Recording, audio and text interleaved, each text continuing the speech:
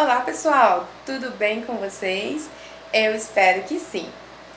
Vamos a mais uma aula do projeto de extensão dela? Bom, então vamos começar.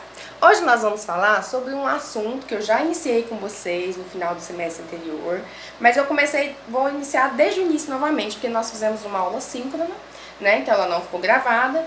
E aí eu vou estar, para não perder o contexto, eu vou fazer tudo novamente, tá? A gente vai iniciar como eu já tinha iniciado, e aí eu vou estar introduzindo as outras técnicas de tradução nas demais aulas, ok? Então hoje a gente vai ver algumas técnicas de tradução e interpretação que a gente utiliza. Lembrando que essas técnicas, elas não são exclusivamente para as línguas de sinais, né? Elas são técnicas que são utilizadas pelos tradutores de língua de sinais, mas elas também são técnicas a nível de qualquer tradução, tá? Então a gente faz uma adaptação, né, para dentro da Libras, como que a gente poderia estar utilizando. Por que é importante a gente saber dar nome a essas técnicas? Bom, às vezes, quando a gente está fazendo ali, sinalizando algum palestra, algum evento, algum texto, algum áudio, o que a gente estiver sinalizando. Se a gente souber dar nomes àquilo que a gente está fazendo, a gente vai ter uma consciência, e essa consciência vai facilitar a nossa arte de traduzir e interpretar, né? Então, por que isso é importante? Bom, primeiro que não dá sempre para traduzir palavra por palavra, porque isso seria considerado português sinalizado, prejuízo linguístico, né? Então a gente teria uma dificuldade. Por quê? Na língua portuguesa, por exemplo, nós temos cerca de 300 mil palavras. Nas línguas de sinais, nós temos cerca aí de 16 mil sinais. Então, olha essa comparação, 300 mil, 16 mil. Fica difícil, né? Se a gente se apegar à palavra, a gente não vai conseguir traduzir, a gente não vai conseguir passar o que a gente realmente quer passar para nossa fonte, que são o quê? Pegar ali da fonte, levar para o nosso público-alvo. Pegar do português e passar para Libras, ou pegar da Libras e passar para a língua portuguesa, tá bom? Então a gente tem que estar sempre atento a essas questões. Outra coisa também que seria um pouco complicado se a gente ficar pegado a palavra por palavra e não ao significado, seria a questão de que, por exemplo, as classes de palavras na língua portuguesa, elas são 10. Na Libras, há registro mesmo, estudo de 8 categorias. Por quê? Porque algumas classes de palavras na Libras ainda não tem embasamento, estudo, né? Estudo teórico, embasamento ali para falar, não, essa classe existe. São minorias de sinais, né? Então, sinais que a gente utiliza muito pouco. Então, na Libras ainda não tem aquela classe de palavras. E isso não faz da Libras uma língua inferior. Não, muito pelo contrário, é porque ela tem uma estrutura diferenciada da língua portuguesa, né? Então, a gente utiliza, mas de uma forma diferente, fazendo com que realmente os surdos possam nos entender, tá? Então, vamos lá. Primeira técnica que a gente vai falar hoje é tradução literal. Inclusive, já vou aproveitar aqui e ensinar o sinal de literal pra vocês, tá? Literal, literalmente, o mesmo sinal. Vai fazer aqui mãozinha, L. Aqui, ó. Você vai pegar esse dedo aqui, vai bater ele aqui, escorregando, aí depois aqui, ó. Aqui e aqui, ó. No cantinho aqui e depois aqui na ponta do polegar, ó. Literalmente. Então, a tradução literal. Tradução literal. O que significa tradução literal? Então, às vezes, algumas frases a gente pode traduzir literalmente, né? Ou seja, eu posso utilizar as mesmas palavras, mas o que eu vou fazer? Respeitar a estrutura da língua-alvo, tá? Então, eu vou, por exemplo, se eu estou escutando do português e vou passar para Libras, eu posso fazer palavra, por assim dizer, mas respeitando a estrutura. Por exemplo, não quero comer hoje. É uma frase de uma tradução literal. Ó, não quero comer hoje. É literal. O que seria aqui um português sinalizado? Não respeitar a estrutura linguística da Libras. Eu dizer, eu não quero comer hoje. Isso seria um português sinalizado. Por quê? A estrutura da Libras me diz que o não quero em Libras é assim. Então, não quero comer hoje. Então essa frase, embora praticamente eu citei palavra por palavra, eu traduzi sentido literal, mas eu não fiz o quê? Eu não fiz português sinalizado. Eu respeitei a estrutura própria da Libras. Por exemplo, meu nome é Neila. Se eu fizer meu nome, aí é Neila. Isso daqui é português sinalizado. Não é assim que a gente faz em Libras, né? Eu posso dizer meu nome Neila, né? Que teria o mesmo sentido, seria literal. Eu posso dizer meu nome Neila, tá? Então essas duas formas que eu fiz aqui, eu não fiz português sinalizado, que o português sinalizado é eu pegar cada palavrinha ali e fazer, tá? Então eu fiz no sentido literal, mas sem desrespeitar as características próprias da Libras, ok? Entendido até aí? Uma coisa que eu não poderia fazer, que seria assim muito sério na minha tradução, é o quê? Por exemplo, se estamos num contexto e diz assim, a fome é muito séria. Aí eu poderia fazer em Libras, literal, a fome séria. Daria a entender, ou por exemplo, a pobreza é um assunto sério, é um tema sério. Será que o mesmo sentido? Bom, aí eu já poderia utilizar uma outra técnica, que é a técnica da equivalência, tá? Que nós vamos ver agora um pouquinho mais sobre a técnica da equivalência. Como que eu faria então utilizando essa técnica da equivalência, né? Em vez de dizer ali que a fome é um problema séria, né? A fome é séria, ou a pobreza é séria, é um assunto sério. Eu poderia dizer que a fome é um problema difícil. A pobreza é um tema difícil, né? Então eu não vou traduzir ali literalmente, mas eu vou usar a equivalência. O que é equivalência? É extrair o sentido, né? Eu vou extrair o sentido, às vezes eu vou até me afastar do que eu estou traduzindo, né? Não vou falar ali aquelas palavras, eu vou ter que me afastar daquele texto ou daquilo que eu estou ouvindo para que eu possa extrair o sentido e fazer os surdos me entender, né? Como por exemplo aqui, ó, em português, nós temos o uso de uma expressão assim, ó, água mole em pedra dura, tanto bate até que fura. Como que a gente poderia fazer isso em Libras, né? Então, ó, esforço, vou me esforçar sempre para no futuro eu conseguir. Então, água mole e pedra dura, tanto bate até que fura. Então, esforçar sempre, futuro conseguir. Então, eu fiz o quê? Eu extraí o sentido da palavra. Nesse caso, se eu optasse por traduzir palavra por palavra, ou a literalidade ali, né? Água mole, pedra dura, tanto bate até que fura, né? Isso, será que a comunidade surda, que é a receptora da minha mensagem, iria me compreender? Não iriam me compreender, né? Então, nesse caso, eu preciso mudar as palavras, reestruturar a frase, né? Alterar até mesmo, às vezes, a ordem. Mas para quê? Para que eu possa transmitir a mensagem. Embora a frase água mole em pedra dura, tanto bate até que fura, e eu fiz esforço, sempre, futuro, conseguir, eu modifiquei. Elas não são idênticas, mas elas têm equivalência? Sim, elas têm equivalência. É isso que essa expressão água mole em pedra dura, tanto bate até que fura quer dizer, né? Então eu consegui trazer essa equivalência.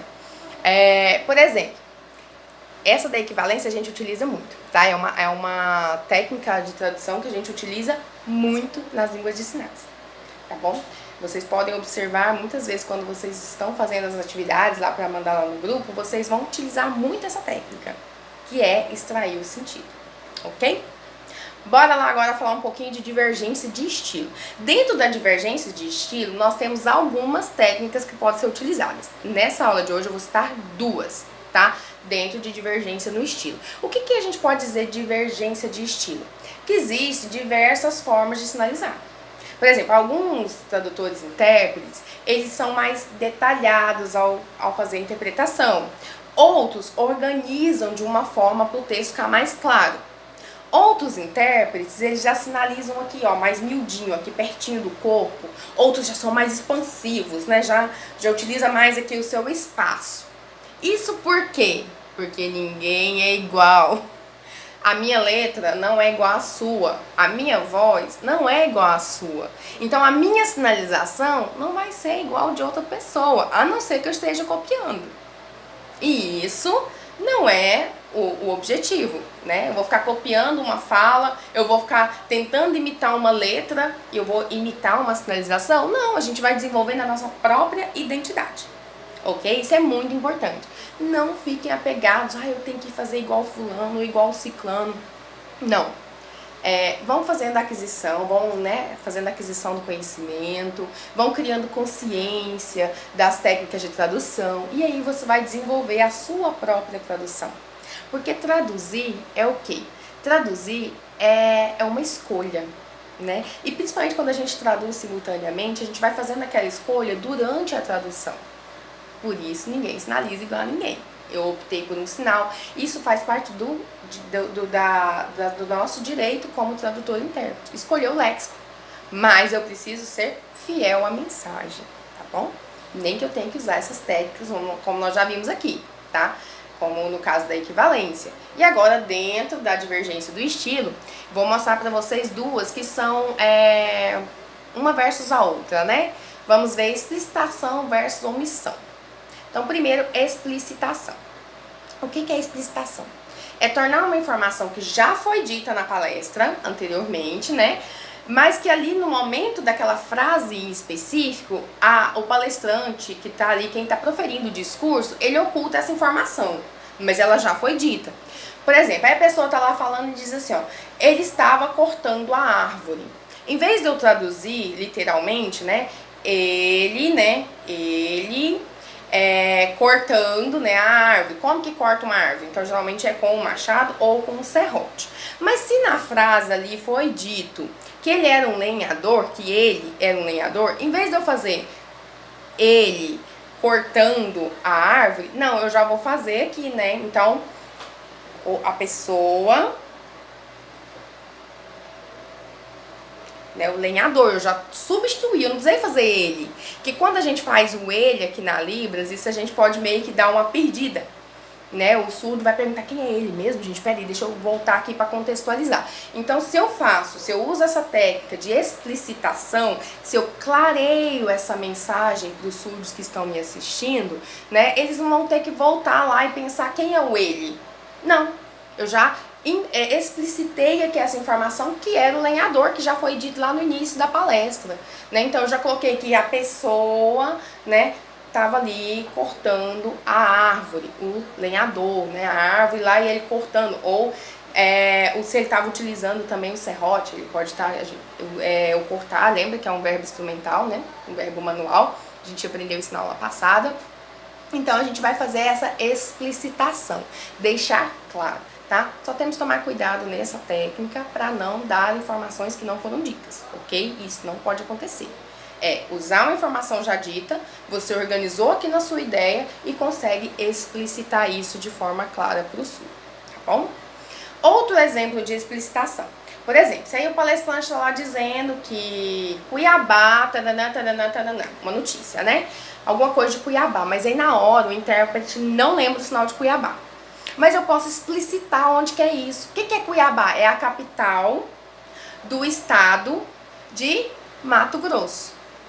Entendeu? Então eu explicitei, eu não sei onde é, mas eu mostrei ali para as pessoas que estão me assistindo que esse sinal que eu fiz aqui, quem sabe qual é a capital, o sinal de, por exemplo, eu não sei aqui Cuiabá, mas quem tá me ouvindo e viu o que eu fiz, né, que é a capital do estado de Mato Grosso, vai saber que é Cuiabá. Então vai ficar clara essa informação vai ficar explícita e não vai prejudicar a minha tradução, tá bom? Agora, em oposição, nós temos aqui a omissão. O que é essa omissão, então, né? No caso da omissão, eu vou esconder informações. Mas como? Isso pode ir dentro da técnica da ética do tradutor e intérprete? Bom, enquanto uma técnica de tradução, nós podemos utilizá-la Quando? Por exemplo, se uma pessoa tá ali fazendo a palestra e ela fica repetindo a mesma coisa o tempo todo, né? Tipo, por exemplo, aí a palestra a pessoa tá lá, é muito importante cuidar da nossa saúde, porque assim nós vamos ter, né, uma vida melhor. Aí ela termina essa frase e começa de novo. É muito importante cuidar da nossa saúde para evitar problemas no futuro. Então eu posso omitir esse sinal do é importante. Por quê? Porque ele tá ficando maçante na palestra. Se eu ficar repetindo isso, a palestra vai ficar maçante. Mas eu posso fazer omissão e ir direto ao que ele está dizendo, né? Eu posso dizer no início, ele falou a primeira vez, é importante, né, cuidar da saúde para evitar problemas no futuro. Aí ele falou outro tópico, aí eu já vou direto ao que ele está falando. Em vez de fazer de novo, é importante cuidar da saúde, né, para ter uma vida melhor. Aí eu já vou, então, cuidar da saúde e ter o quê? Uma vida melhor. Então eu posso tirar essa palavra que está sendo maçante durante a palestra, sem prejuízo de informação, tá? Então a gente não precisa repetir informações desnecessárias, tá? Isso é um exemplo que eu dei aqui, mas pode ser diversos contextos em que a pessoa fica repetindo ali, fica maçante um termo, você pode retirar ele, desde que sempre ele esteja contextualizado. Agora, se ele falou ali, é importante isso, é importante aquilo, e você fez, é importante a primeira vez e foi interpretando as outras coisas sem ficar repetindo é importante. Aí quando ele diz lá embaixo assim, mas não é interessante ou não podemos, aí você já vai mudar. Por quê? Porque ele tá falando uma série de coisas que é importante. Você só tira ali o sinal de é importante. Aí agora quando ele falar outra frase, outra marcação, aí você precisa fazer essa outra marcação, que precisa evitar tal coisa. Por quê? Aí você fica falando, evitar isso, evitar aquilo. Aí você novamente vai usar a técnica, né, de retirar esse evitar, evitar, evitar. Você vai usar a primeira vez e as demais você vai direto focar no que ele está sendo dito ali, do qual é o sentido. Ok? Bom, eu espero que vocês tenham gostado da aula. Eu espero que vocês aprendam aí bastante coisas nessa aula, né? Desmiuçem bastante, porque vai ter atividade lá no grupo, ok? Um beijo pra vocês e até a próxima aula. Tchau, tchau!